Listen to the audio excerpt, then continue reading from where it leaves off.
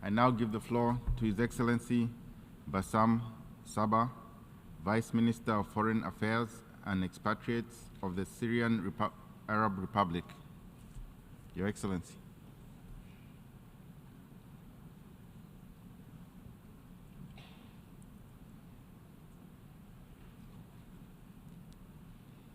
Your Excellency.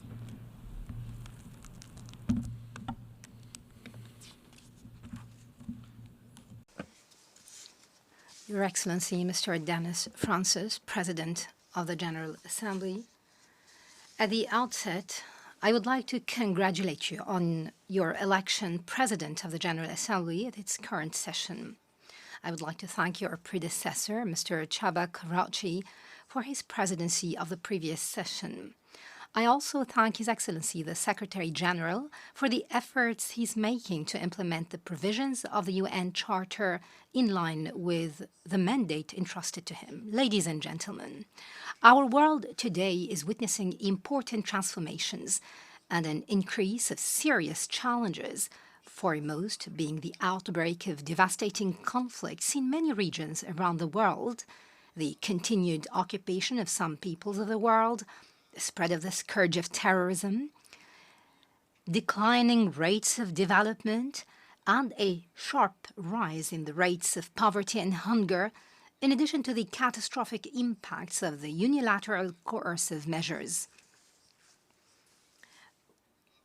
That's in addition to the economic blockade policies and the negative repercussions of climate change and its related natural disasters. Confronting all these challenges is an urgent need for us all, as they reflect on the future of the generations to come.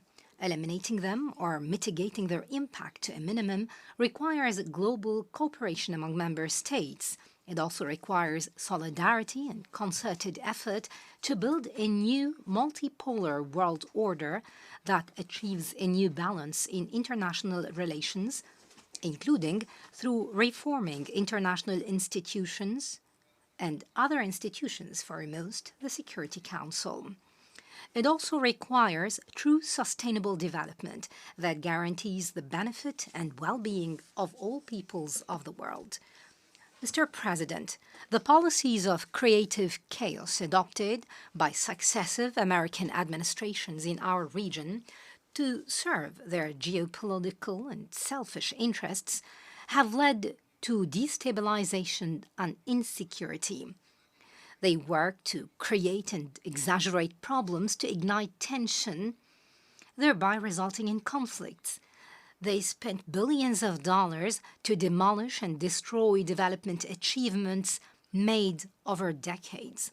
They contributed to the emergence of the phenomenon of extremism and terrorism, such as the terrorist organizations ISIL and Al-Nusra Front. Multilateralism, the United Nations Charter, and other relevant international agreements were not spared from this creative American chaos. Over the past 10 years, we have witnessed an increasing tendency to misinterpret and misapply the provisions of the Charter, especially Article 51 thereof. They were used as an excuse to justify attacks against the sovereignty, independence, and territorial integrity of other countries. They manipulated the provisions of international conventions and treaties and politicized human rights issues to justify interfering in the internal affairs of other countries and bringing pressure to bear on them. Mr. President, the basic principle affirmed by the Charter of the United Nations is the respect of sovereignty, independence, unity, and territorial integrity of member states. Thus, any acquisition of land of others by force is an occupation. Any illegal military presence on the territory of a sovereign state is a clear violation of this charter and a plain breach of international law. It must end immediately without preconditions or limitations. Accordingly, Israel's occupation of the Arab lands in Palestine and the Syrian Golan since 1967 until this very day, and the resulting and consequent construction of settlement, change of the demographic composition, institutional structure, especially through attempts to forcefully impose the Israeli citizenship on the people of the Golan, not to mention the plundering of the natural resources of the Golan, the seizure of Syrian farmers' lands to build huge wind turbines, and other documented violations.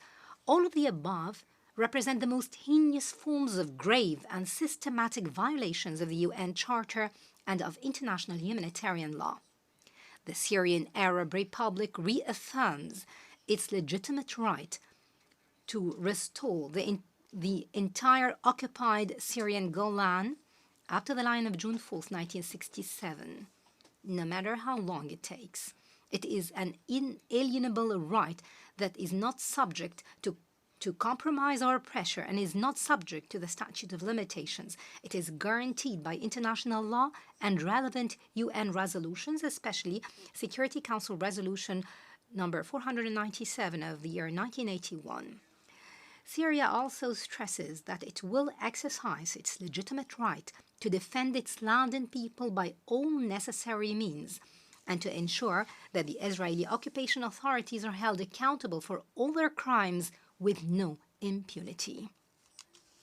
Mr. President, Syria has and remains a supporter of the Palestinian cause, as it is the Central Arab cause. Syria has spared no effort to stand alongside the brotherly Palestinian people in their legitimate struggle to regain their legitimate rights, especially their right to establish their independent statehood on their land with Jerusalem as its capital, and to grant Palestine full membership in the United Nations. What we have witnessed this year of dangerous escalation of Israeli criminal practices, in which the number of victims has reached its highest level, is pushing the region to unprecedented levels of tension and instability. This is exemplified in committing more massacres, the escalation of its military aggression, and its repeated missile bombing of Syrian cities, ports, and civil airports. This has endangered civilian lives and the safety of civil aviation. It has also hampered UN humanitarian operations. Moreover, it has continued its policies of settlement, Judaization, siege, arbitrary arrest, forced displacement, and racial discrimination in the occupied Arab territories.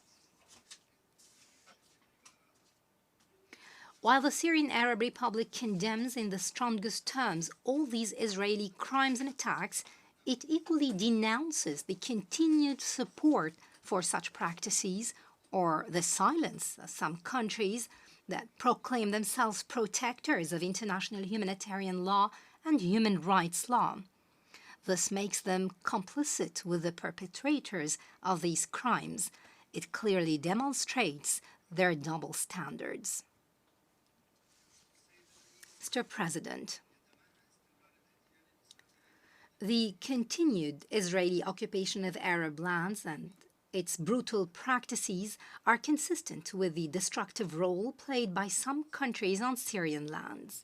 The United States and Turkey continue to violate Syria's sovereignty, unity, and territorial integrity by insisting on their continued presence, illegal military presence on Syrian lands, and supporting separatist militias and terrorist organizations.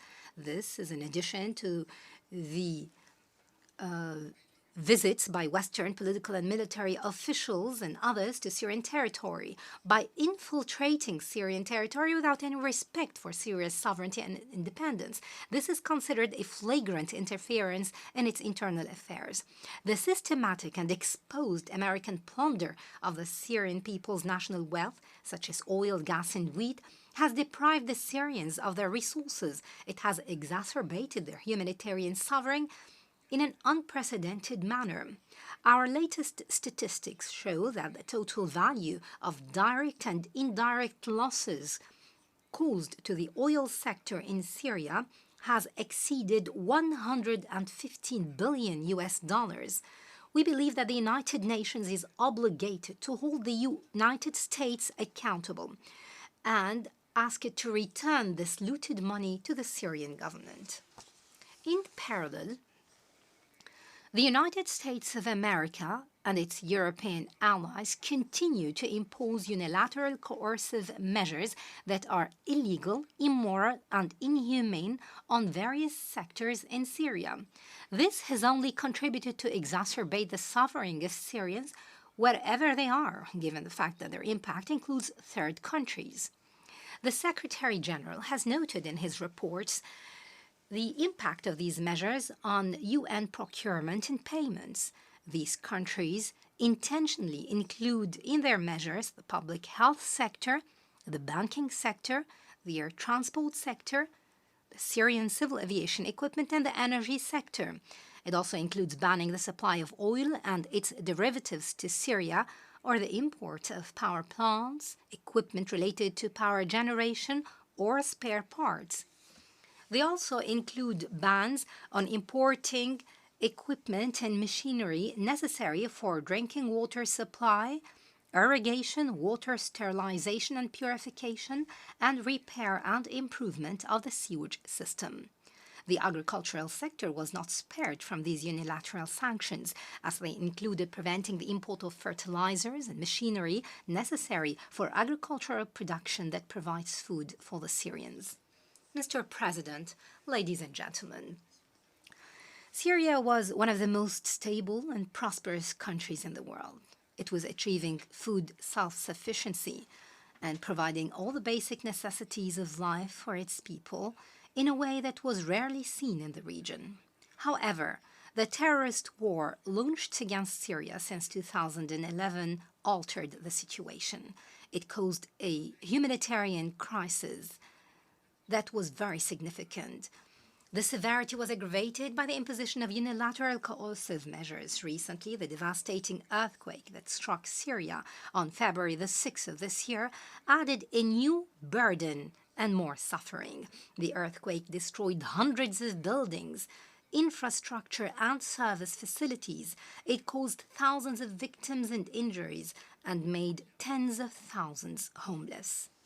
The Syrian government has been keen to take all measures to facilitate the arrival of humanitarian aid and relief workers to all affected areas. It has granted and still grants open approvals to the UN and international organizations working in Syria to facilitate and accelerate the entry of emergency relief supplies to support the affected.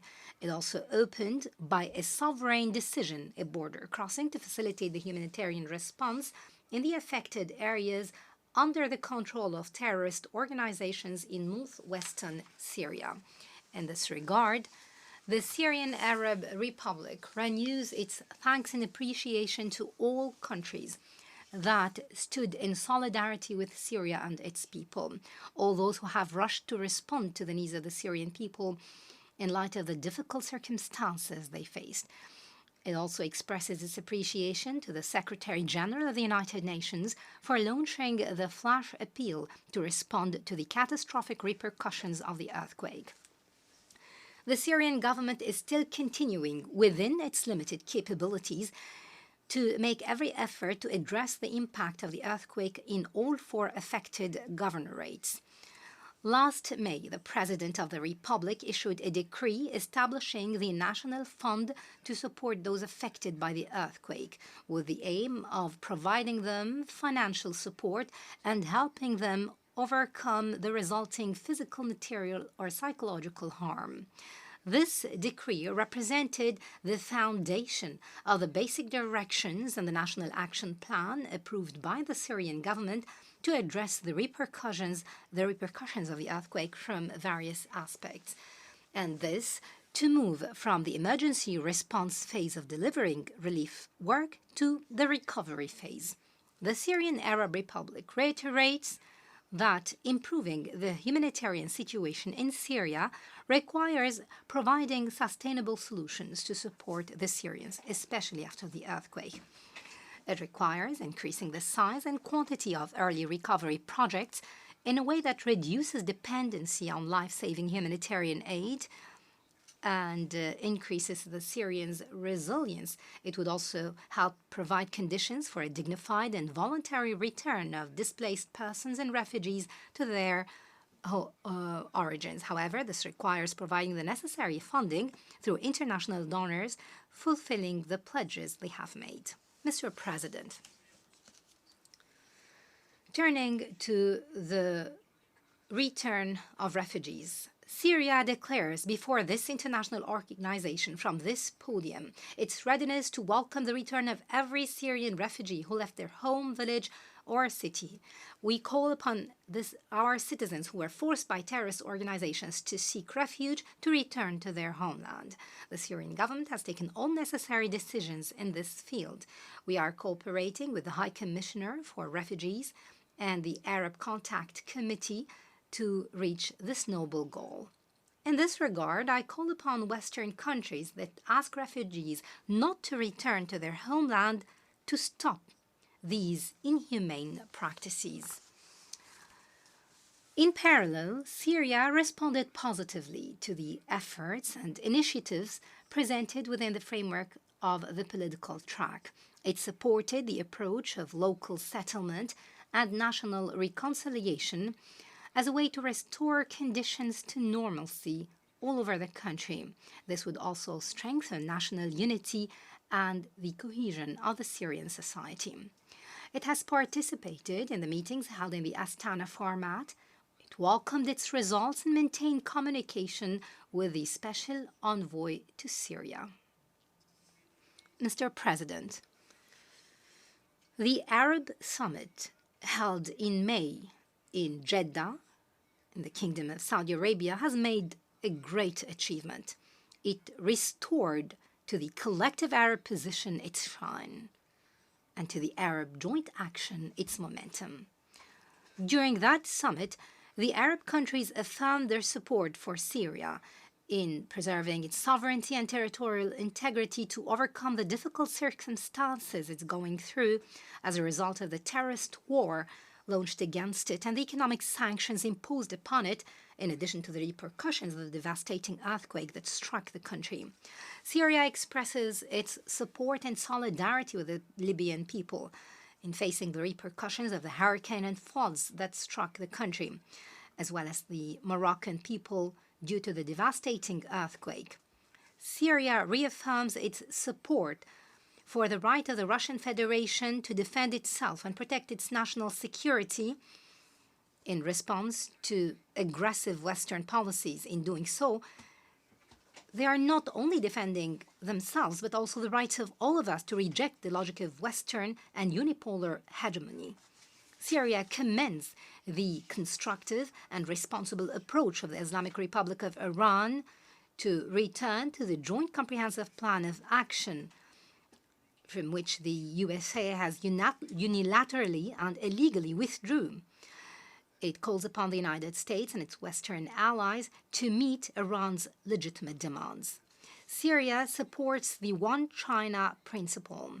It supports the positions of the People's Republic of China in confronting attempts at external interference in its internal affairs, whether in Taiwan, Hong Kong, or Xinjiang. It stresses China's inalienable right to take whatever measures and steps it decides to defend its sovereignty, especially to counter the unprecedented escalation and provocation policy practiced by the USA against it. Syria condemns the unjust economic blockade imposed on Cuba for decades, including the U.S. administration's extension of the so-called trading with the enemy law. Syria calls for an end to the military action and exercises conducted by the United States on the Korean Peninsula, which lead to escalation of tension in this region. Syria also demands the lifting of all forms of unilateral coercive measures imposed by Western countries on the Russian Federation, Iran, Venezuela, Belarus, Nicaragua, the Democratic People's Republic of Korea, Zimbabwe, Eritrea, and against my country, Syria. It considers them economic terrorism no less brutal or dangerous than armed terrorism, especially in terms of its catastrophic humanitarian effect on the targeted peoples. To conclude, Mr. President, ladies and gentlemen, the platform of the United Nations General Assembly was created to be a platform for dialogue and public diplomacy among member states, and not a platform for leveling false accusations or launching hostile campaigns against each other. That is why we look forward to the current session of the General Assembly. Under your leadership, Mr. Francis, we look forward to it being able to fulfill the slogan you raised, that is, rebuilding trust and reigniting global solidarity, accelerating action on the 2030 Agenda and its sustainable development goals towards peace, prosperity, progress, and sustainability for all. This can be achieved by working to translate it into real and serious action that contributes to giving all countries fair opportunities that ensure no one is left behind. It would also consolidate the position and status of the General Assembly as the most representative body in the United Nations. Thank you, Mr. President.